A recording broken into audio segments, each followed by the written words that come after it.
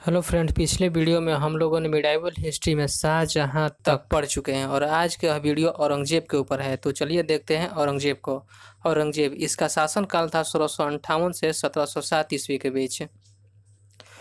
मोहिउद्दीन मोहम्मद, जिन्हें आमतौर पर औरंगजेब या आलमगीर के नाम से जाने जाते थे, भारत पर राज करने वाला छठा मुगल शासक थे।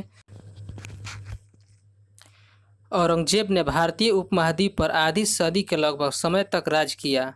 वह अकबर के बाद सबसे ज़्यादा समय तक शासन करने वाला मुगल शासक थे।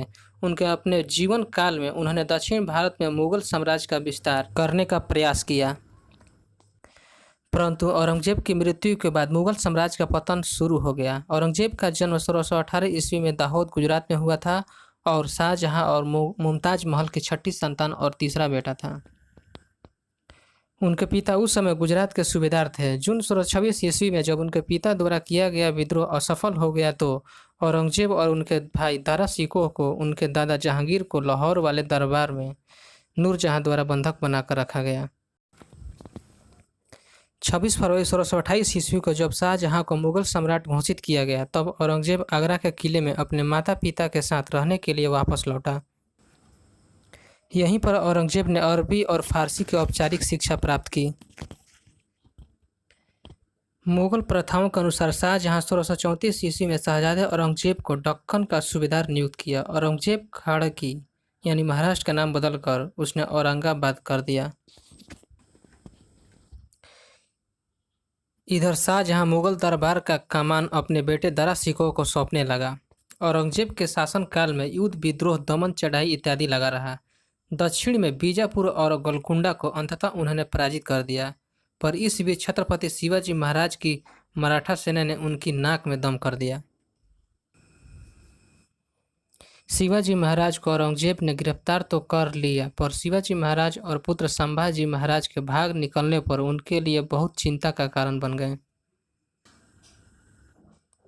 शिवाजी महाराज की मृत्यु के बाद भी मराठे औरंगजेब को युद्ध के लिए ललकारते रहे और औरंगजेब ने इस्लाम धर्म के महत्व को स्वीकार करते हुए कुरान को अपने शासन का आधार बनाया। उन्होंने सिखों पर कलमा खुदवाना, नौरोज का त्यौहार मनाना, भांग की खेती करना, गाना बजाना इत्यादि पर रोक लगा दी। और औरंगजेब ने एक अच्छा काम 1663 ईस्वी में सती प्रथा पर प्रतिबंध लगाकर किया था। तीर्थकर पुनः लगाया। अपने शासनकाल के 11वें वर्ष में झरोखा दर्शन, 12वें वर्ष में तुलादान प्रथा पर प्रतिबंध लगा दिया। 1668 ईस्वी में हिंदू त्योहारों पर प्रतिबंध लगा दिया। औरंगजेब एक क्रूर शासक था। उन्होंने 1699 ईस्वी में हिंदू मंदिरों को तोड़ने का आदेश दिया। बड़े बड़े नगरों में औरंगजेब द्वारा सार्वजनिक सदाचार निरीक्षक को नियुक्त किया गया। 1669 ईस्वी में औरंगजेब ने बनारस के विश्वनाथ मंदिर, मथुरा के केशव राम मंदिर को तुड़वा दिया।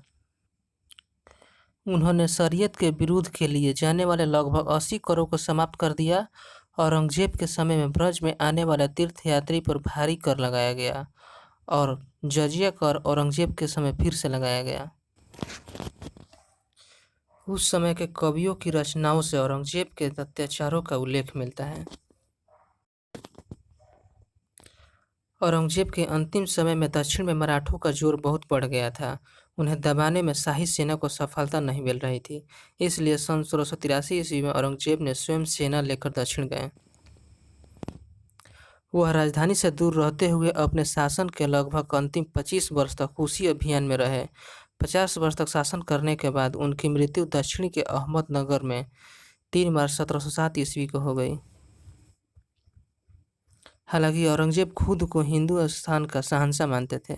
उनकी दौलत खूब थी, मगर खुद की कब्र के बारे में उनका ख्याल अलग थे। उन्होंने खुद की कब्र के बारे में ऐसा लिखा था कि वह बहुत ही सीधी सादी बनवाई जाए। उनका कब्र औरंगाबाद जिले के खुलादाबाद में स्थित है।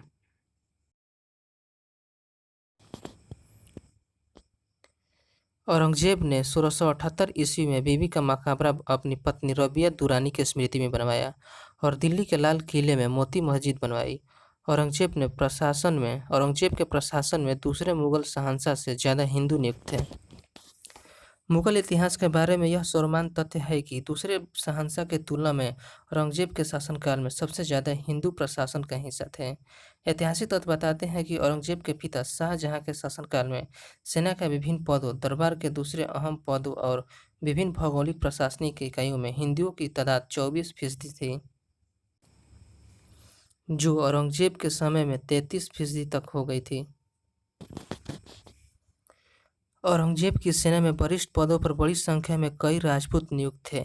मराठों और सिखों के खिलाफ औरंगजेब के हमले को धार्मिक रूप माना जाता है, लेकिन यह निष्कर्ष निकालते वक्त इस बात की उपेक्षा कर दी जाती है कि तब युद्ध में मुगल सेना की कमान अक्सर राजपूत सेना के हाथों में होती थी। इतिहासकार जदुनाथ सरकार लिखते हैं कि एक समय खुद छत्रपति शिवाजी भी औरंगजेब की सेना में मनसबदार थे। कहा जाता है कि शिवाजी दक्षिण भारत में मुगल सल्तनत के प्रमुख बनाए जाने वाले थे, लेकिन औरंगजेब ने सैन्य कुशलता को भांपने में नाकाम रहे और औरंगजेब ने इस नियुक्ति को अनुमति नहीं दी।